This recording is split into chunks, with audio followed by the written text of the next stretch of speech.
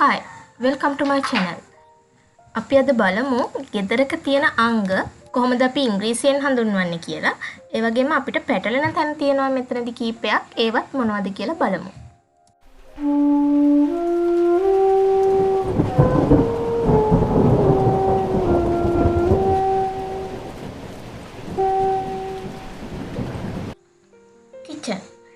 Kitchen කියලා කියන්නේ කුස්සියට.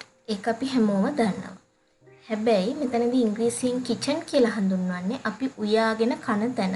නැත්තම් ගින්දරක් කවුලවලා මොනවා හරි දෙයක් පිස ගන්න නැත්තම් සකස් කරගන්න තැනට තමයි අපි කිචන් කියලා කියන්නේ. Pantry. මෙන්න මේක පොඩ්ඩක් වැදගත්. Pantry කියන එකේ තේරුම ගත්තම වියලි ආහාර ද්‍රව්‍ය අසුරා තබන ස්ථානය කියලා තමයි අපිට හොයාගන්න පුළුවන් වෙන්නේ.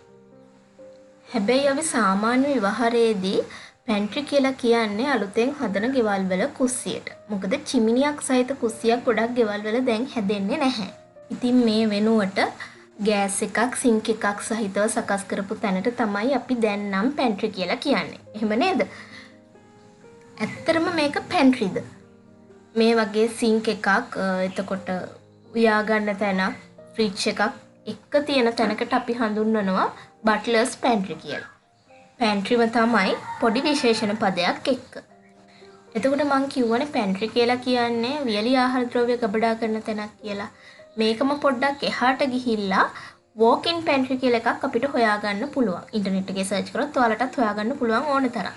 මේ walk in pantry කියලා කියන්නේ අපි සුපර් මාකට් වල වගේ එහෙමත් නැත්නම් කාමරයක සම්පූර්ණයෙන් වියලි ආහාර ද්‍රව්‍ය රාක්කවල අසුරලා තියෙනවා නම් අපිට ළඟට ගිහිල්ලා ගන්න පුළුවන්. ඒ කියන්නේ කබඩ් එකක් ඇරලා ගන්නවා වගේ නෙමෙයි, ළඟට ගිහිල්ලා ඒකයි මම කිව්වේ සුපර් මාකට් වල වගේ ගන්න පුළුවන් නම් අන්න එහෙම එකට කියනවා walk in pantry කියලා. කොහොම වුණත් සාමාන්‍ය ව්‍යවහාරයේදී අපි pantry කියලා කියන්නේ අර මම කලින් කිව්වා වගේ නවීන මුළුතැන් ගෙට නිසා ඒක භාවිතා කළා කියලා වැරදක් වෙන්නේ නැහැ. හැබැයි ඔළුවේ තියාගන්න එක හොඳයි. මේකට තව විශේෂණ පදයක් එක්ක බට්ලර්ස් පැන්ට්‍රි කියලා තමයි කියන්නේ. කුස්සියයි පැන්ට්‍රියයි කියලා කියන්නේ දෙකක් කියන එක. ඊළඟට අපි කොහොමද දන්නේ එකක් රූම්. රූම් කියලා කියන්නේ කාමරය. නිදන කාමරය බෙඩ්රූම්, නාන කාමරය බාත්රූම්, පුස්තකාල කාමරය ලයිබ්‍රරි රූම්. ඒ විදිහට රූම් එක්ක විශේෂණ පද යොදලා අපිට ඒ ස්ථාන හඳුන්වන්න පුළුවන්. සිටින් රූම්. එහෙමත් නැත්නම් සිටින් ඒරියා කියලා අපි මේක හඳුන්වනවා. මෙතන පටල ගන්න එපා මේ විසිත්ත කාමරය කියන එක නෙවෙයි. විසිත්ත කාමරය කියලා කියන්නේ ලිවිං රූම්. මේක ඉස්සරහට කියනවා. මෙතන ඉඳ ගන්න පොඩි වපසරියක් විතරක් තියෙනවා නම් පුටු පොඩ්ඩක් සෝෆා එකක් එහෙමත් නැත්නම් ඇඳි පුටු මොනවා හරි පුටු විතරක් තියෙන තැනක් තියෙනවා නම් එතෙන්ද අපි සිටින් ඒරියා එහෙමත් නැත්නම් සිටින් රූම් කියලා කියනවා. ලිවිං රූම් නැත්නම් ලිවිං ඒරියා.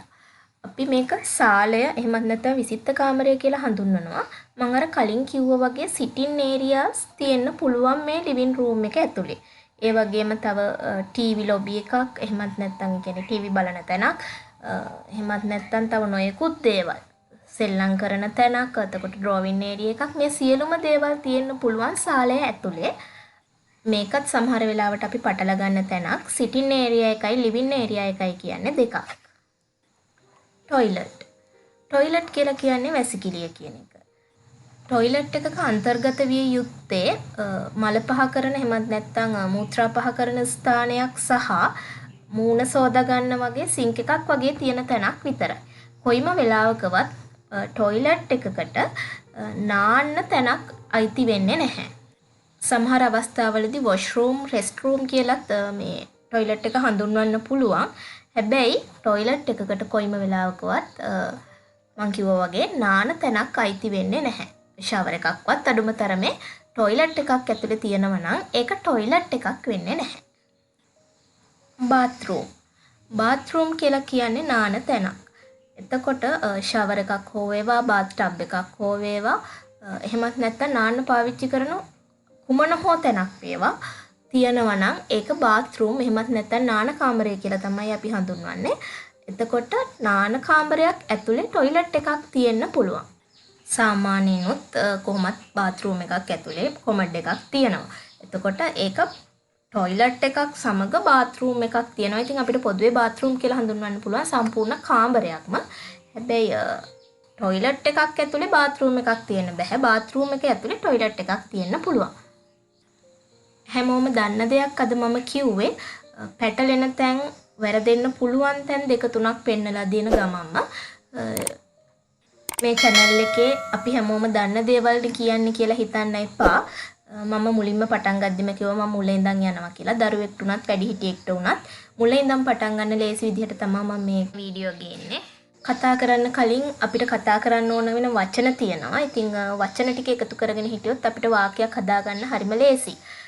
මම ඒක තමයි මේ හිමිට කරගෙන යන්නේ. ඉතින් ඊළඟ වීඩියෝ එකෙන් ඉක්මනට හම්බ වෙමු. සුබ දවසක්.